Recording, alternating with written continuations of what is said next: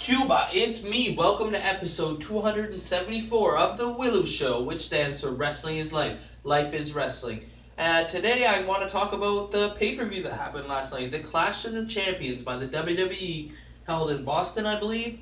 Now, before we get into it, I did not watch the pre-show, although I found out the match was Mojo Rawley versus Zack Ryder, which I had zero interest, so I feel like I didn't miss anything.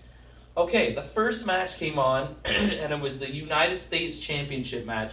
It was a triple threat between Baron Corbin, Dolph Ziggler, and Bobby Roode.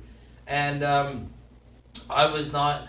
I haven't been watching SmackDown anyway, but I really did not want to see this match. I was like, well, I've seen Ziggler, and he's great in the ring, but I don't know. I guess I'm just bored with him. Bobby Roode, I love his entrance. But I don't expect him to have a good match unless he has like 20 minutes to really pace himself. And Baron Corbin, it just doesn't do it for me. But I was surprised. I loved this match. I thought it was really well done, and I was really surprised Ziggler won. I did not expect Ziggler to win. I expected Corbin to retain, and then after that I thought, oh, well, maybe they'll give it to Rude. Ziggler was my last choice, so I like being surprised, and I was like being surprised that I really enjoyed this match, and it was a great opening contest to set the tone of the pay-per-view, and yeah, I was just like, wow, I wasn't expecting much, and that's the best thing when you're not expecting to really like it and enjoy it. I think the next match, I believe it was the Tag Team Championship. I might have them in the wrong order, but anyway, I'll talk about the Tag Team Championship match. Like I said, I haven't been following SmackDown, so when Aiden English and Rusev came out, I seen them get paired a couple weeks back, or maybe it's a month or two now, I don't know. And wow, they got a huge pop. Like, they're really over. The fans really wanted them to win, and I was like, what's going on here with this Rusev Day thing? It's so over, but I like it. Like, it's so cool. Rusev finally getting his just due. And Aiden English is a good hand, and he showed it in the match. And so they came out and they did. I didn't like the singing that much. Like, I love the Rusev Day thing, but the 12 Days of Rusev, it just took forever. Like, half the match was the promos and entrances at the beginning. But so then I'm not sure who came out next. I believe it was New Day. Maybe not. I don't know.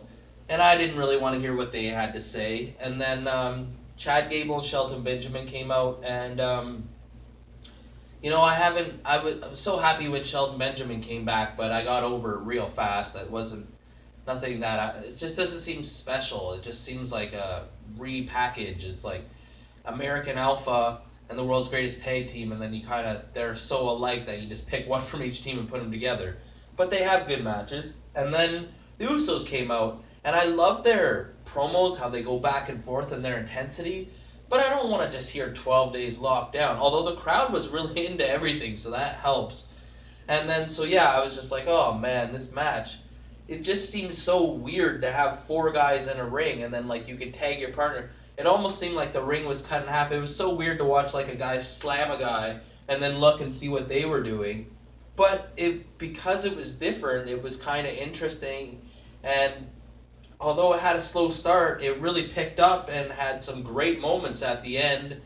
And I really wanted Rusev and them to win just to hear the pop, but I mean, maybe this is obviously not where they're going, or they got to build it up more, or they didn't want Rusev and them to get the pop. I don't know, but I was happy with the Usos retaining, and I thought it was a good match as well. And then we had Natalya and Charlotte Flair, and I love seeing them wrestle, but it's a lumberjack match.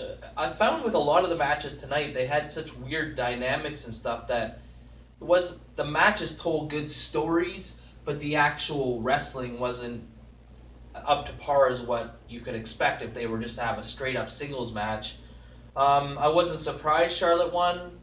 Wouldn't say that this was a bad match, and I did enjoy it, but it just wasn't anything special for me. But yeah, Charlotte winning was fine with me. And then we had Fashion File guys versus the Bludgeon Brothers. I love the way the Bludgeon Brothers look. I hate when they come out with the hammers though, but I love their outfits. And I wish they would dye their beards the same color though. That's the only thing, and then they would look even more alike. And man, like that one finisher they did into the power bomb, I'm like, why did they even bother doing another finisher after that? I like the armpit bomb better. I feel bad for the Fashion Police because they just got buried, but like, if they're gonna put these Bludgeon Brothers as unbeatable and put them on a like having jobbing guys out, eventually they're gonna be in the tag team championship thing, and like they're gonna be invincible. So you either got to give them the titles or make them look weak eventually. Like I don't know how they're gonna do it because the way they're building them up is, who the heck could beat these guys? But I'm sure they're going somewhere with it. And yeah, I'm glad that they're getting some success. I just want to see Luke Harper by himself. I know they're gonna be a good tag team, obviously, but Luke Harper deserves a singles push. And then, so then what do we have after that? Oh, we had the match. The only thing I knew about this match, like I said, I haven't been watching SmackDown as much as I should, and I just knew that if Owens and Zayn lost, it was like the end of their career, or they were fired, or whatever. So I didn't even know Shane McMahon was the ref, and then, well, they always have the promos before the matches showing the story, and then like they were kind of like making Shane McMahon seem kind of like a heel, but he was justified because these guys are the heels. But like to me, I want to cheer for Zayn and Owens, and then Daniel Bryan was like, it's kind of not right what Shane's doing, so he inserted himself in the match. And apparently, I guess on one of the SmackDowns, he counted the 3 for one of the matches. I don't know, so I didn't know what to expect going into this. It was kind of awkward at times, but they were telling a good story. Like at first when they were both counting, it was like, what the heck? So like the wrestlers could just kind of pause. Like they were just like, here, you go in the corner and lay there, and like let the refs do some of the work. But it was interesting. It was telling a good story, and then they're like, put the line down the middle. You do this side, I do this side. And then they just kind of worked a basic tag team match. Nothing special, but you know, it was good. It was telling the story the way they should, and Nakamura is so over. He gets the biggest pops, it seems. And then I was really shocked by the ending. Like, I thought they did it. They timed everything really well, and you know, I didn't know what to expect. I kind of thought maybe Owens and Zayn would get fired and then go to Raw, but then I seen the promo where Shane McMahon was like, no, they're just fired from WWE totally. So I thought maybe they would come back like with masks or something. I wasn't sure how it was gonna go. And I loved seeing the interaction between Daniel Bryan and Shane. I hope there's a payoff to a match from that. But yeah, I thought it was just, the timing was really well done, how they were doing the pins at the end, and then he pushed Daniel Bryan and he fell on Shane, but Shane didn't see him get pushed. And then at the end, Shane McMahon goes over to Daniel Bryan's corner or side of the ring and makes the count when he wasn't supposed to. So I think that's the story they're going to try and tell, is Shane only stopped counting because he realized he wasn't supposed to count on that side. Is that what his whole story is going to be? And then Daniel Bryan was like, well, Shane should have won the match, so he's going to win the match. And the timing of Shane McMahon trying to dive him to stop it, just missing at the last second. It's a great story, and it makes me actually want to watch SmackDown for once this week to see where they're going with it. And then I looked and I was like, is there only 6 matches? Because they started promoting the Jinder Mahal AJ Styles match. And I'm like, wow, there must be only 6 matches. And I'm surprised because they still have like half an hour left. I'm not surprised, but they don't usually give Jinder Mahal that long in his matches. And, you know, I really liked that Jinder Mahal won the championship, and I was all for them pushing him. I liked the gimmick. I liked him being champion and everything else. And, but I haven't seen like any real great matches from him. Like, he's always been solid. He's always been good. But this one really stood out to me. And it's not everyone's going to say, well, whenever AJ Styles is in the match, he's the one that makes it good. No, I thought Jinder really shined in this match. AJ Styles is always good. So AJ was himself, and he did good, and he played his part, obviously. But Jinder was fantastic, just like his facial expression and his timing and telling the story of slowing it down and making sure he kept getting him back in the ring.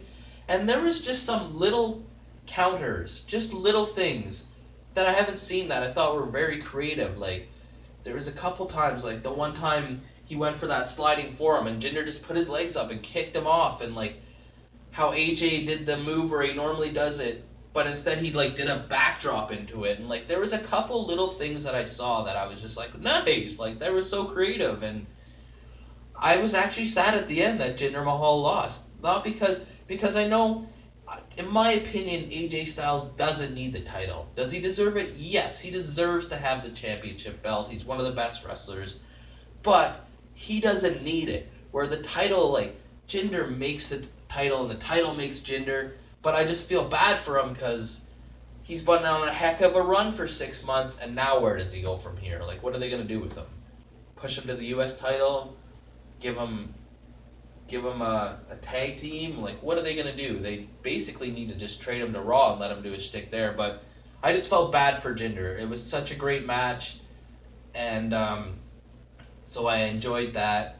And I wasn't surprised AJ Styles won, but yeah, I just felt bad because I'm like, is that the end for Jinder? He's going to be a jobber now again for the rest of his life? Like, he gets this amazing 6-month push in his 10-year career, and then that's it. It's just all down from here. I hope not, but we'll see. So all in all, I thought it was a really good pay-per-view. The Bludgeon Brothers match really did nothing for me. Basically, to me, it was just a squash. All the other matches were solid. I thought there was good stories told, and that was the most important thing. I guess my favorite match, I'm kind of torn between the U.S. title match and the Tag Team Championship match. So I'll just say they were both my favorite matches. But I want to know what you guys think. Oh, and I did watch Talking Smack after, and I usually love Talking Smack, but this one just was not good. And not because of Sam Roberts. I mean, he didn't really bring anything to show either, but Charlotte is just not that great on the mic unless she's a heel. She's great when she was a heel, but she's very humble as a face and boring. The Usos are usually money, especially I've seen them before on that show, and they didn't really bring anything to it. And AJ Styles had just finished his match, and I mean, Talking Smack was not worth watching. Nothing great came of it, whereas before when I used to watch Talking Smack, I was always great to see a different side of the characters and end up getting some great promos cut and whatever, but to me it was not worth my time watching it. But all in all, I enjoyed the pay-per-view, and it just makes me excited for Royal Rumble coming up. But let's hear what you guys have to think. Did you watch it? What did you like? What didn't you like? What would you wish would have happened differently? Because as always, on the W.I.L.L.I.W show, like or you get a leg drop, comment or you get a clothesline, subscribe or you get a suplex. I'm your host, Elian Habanero. I love wrestling. Cuba!